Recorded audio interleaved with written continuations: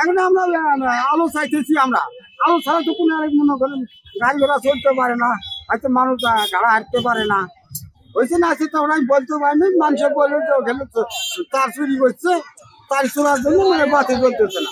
ওইদিকে লাইট সব ক্লিয়ার, মানে অর্ধেক ক্লিয়ার, এদিকে কিছু লাইট জ্বলে না আর কি। পরে সেদিন কোনো তথ্য বাই করতে পারে নাই, তারপরের দিন মানে তথ্য বাই করছে যে নাকি তার নাকি চুরি হয়েছে।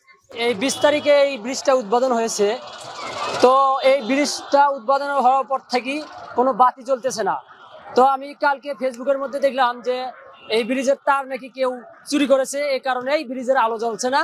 তবে এটা আসলে এই ব্রিজের কর্তৃপক্ষকে আমরা দায়ী করতেছি, কারণ ওরা ওদের গাফিলতির কারণে আজকে এই ব্রিজের আলো জ্বলতেছে না।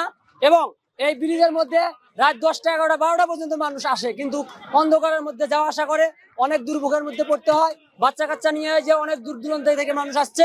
পরের দিন রাত্রে থেকে আজ এই 2-3 দিনে আসলে ব্রিজে কোনো লাইট জ্বলে না। সম্ভবত আমরা শুনেছি, আমাদের শোনা কথা থেকে বলছি যে লাইট কিসের তামার তার এগুলো নাকি চুরি হয়ে গেছে। তো আমি যেহেতু লাইট জ্বলে না, সেহেতু বাংলাদেশের একজন নাগরিক হিসেবে অত্র এই উপজেলা মানে জেলা এবং উভয় জেলার মানে নাগরিক হিসেবে আসলে আমি কর্তৃপক্ষের ঊর্ধ্বতন কর্তৃপক্ষের সুদৃষ্টি কামনা করছি। তারা যেন বিষয়টা খতিয়ে দেখেন এবং এর একটা সুন্দর বিহিত তারা ফলাফল ইনশাল্লাহ আমাদেরকে দেবেন।